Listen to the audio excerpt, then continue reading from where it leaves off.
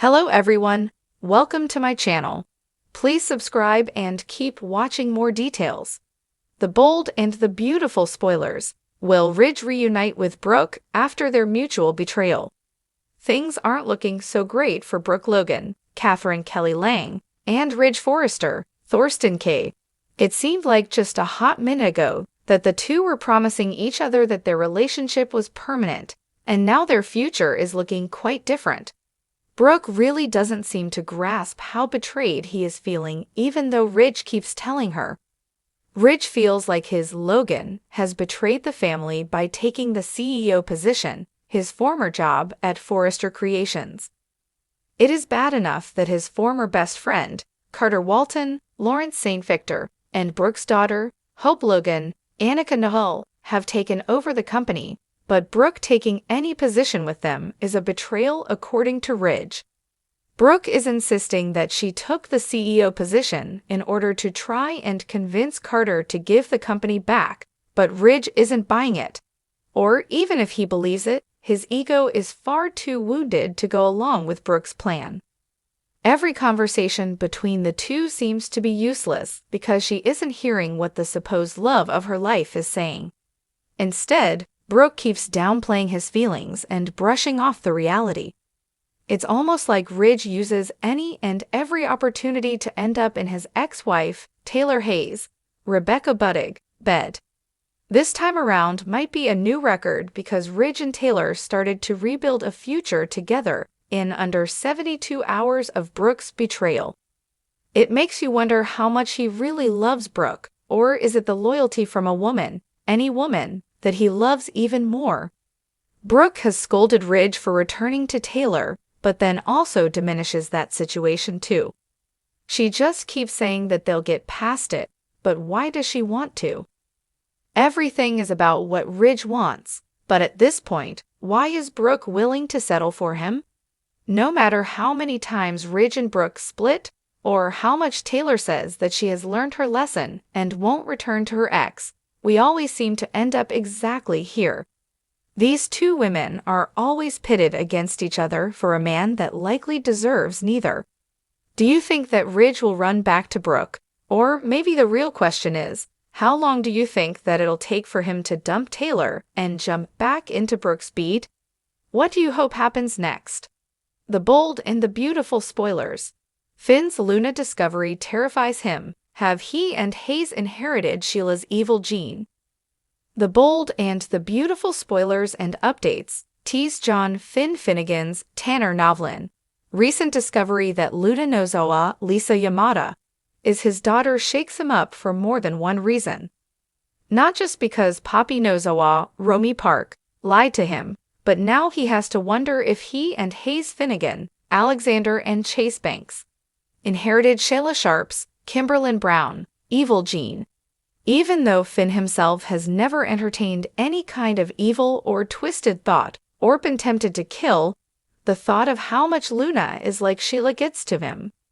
Finn has heard plenty of stories about his half-siblings and some of the Sheila-like things they have done in the past, even though from what Sheila says, they've all rejected her. Finn also has heard plenty of stories about Sheila's own past, from her time in Genoa City, Wisconsin and Los Angeles. Both then there's the self-amputation of her toe, which he figured out. He tortures himself with the memory of Luna imprisoning his beloved wife, Steffi Forrester, Jacqueline Messinswood, in a cage where she would have been doomed had he not found her. If granddaughter Luna is like her grandmother Sheila has been in the past, could he and Hayes have inherited Sheila's evil gene? Finn knows that genes don't run in just one gender in a family. Although medical genetic diseases can favor one sex or another, what about mental ones? Schizophrenia, bipolar disorder with all its types, borderline personality disorder, those diseases can all pass through generations, or the tendency to develop them.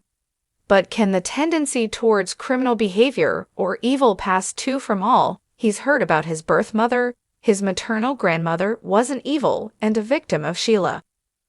But his maternal grandfather, that was another story entirely. Gregory Carter, uncast character, was abusive and cruel to Molly Carter, Marilyn Alex, and Sheila and her sister Sarah Carter Smythe, Tracy E. Bregman.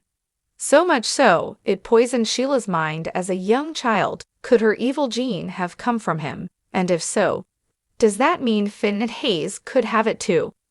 Even though Finn's been red-hot angry at Poppy for keeping his daughter from him for all those years, he realizes the nature versus nurture theory doesn't her strange upbringing, with her mother's many lovers and her insecure, nomadic childhood for her misbehavior. But her misbehavior isn't normal. Luna was in her right mind and not suffering from psychosis, and as far as Finn knows, she wasn't molested or abused by any of Poppy's boyfriends. Poppy may have slept around a lot, but she's not a monster. Luna, on the other hand, unfortunately could fit that description, and yet Sheila blamed her abusive father. Does this mean Gregory Carter's evil passed genetically to Sheila and Sarah, and then to several of Finn's half-sisters from Sheila? And with Luna being Finn's daughter and displaying so much of Sheila's type of evil, did it pass through him and could pass to Hayes? The Bold and the Beautiful's Henry Samiri leaks new recurring role. Is Douglas out on The Bold and the Beautiful B&B? Spoilers reveal that Henry Samiri, Douglas Forrester, leaked a new recurring role, so is Douglas out on B&B? Let's talk about Samiri's recent social media post and what it means for his future on the CBS soap. On Instagram, Samiri spilled some exciting news to his fans. The young actor shared a photo that was taken on the final day of filming for his latest project. So here's what Samiri said about the part. "Working in Hollywood means early morning call times," Samiri teased. "Last day filming for my new recurring role. Have a great day, everyone." Since Samiri added #Bomax toward the end of the post, that lets us know where to catch his new series down the road. What does this mean for Henry Samiri's role as Douglas Forrester? Is Samiri officially off the show as Douglas? Of course, we should point out that Douglas has already been written off the canvas. Douglas is living in France with Thomas Forrester, Matthew Atkinson, and Paris Buckingham, Diamond White, so he hasn't been on screen since July 2024. It's possible Douglas could eventually pop back up for a visit with Hope Logan, Annika Noel, and the rest of his family. That's especially true if there's a special occasion that might bring Douglas back to town, like Ridge Forrester, Thorsten Kaye, and Taylor Hayes, Rebecca Budig wedding if they end up having one. On the other hand, it's also possible the show will make excuses to keep Douglas out of the picture for a while. We wouldn't be surprised if Douglas came home aged up a bit for some teenage drama somewhere down the line. In other words, B&B might leave the door open for Samiri to keep making sporadic return appearances, but there's also a chance they'll recast or just leave Douglas off canvas completely. It's worth mentioning that Samiri still lists Douglas Forrester as a role in his Instagram bio, so he may be open to more appearances if he can fit them in his schedule. Regardless, Henry Samiri is extremely talented and is finding work with other film and TV gigs. Whether Samiri resurfaces on B&B or not, he's a rising star and will no doubt have a successful career.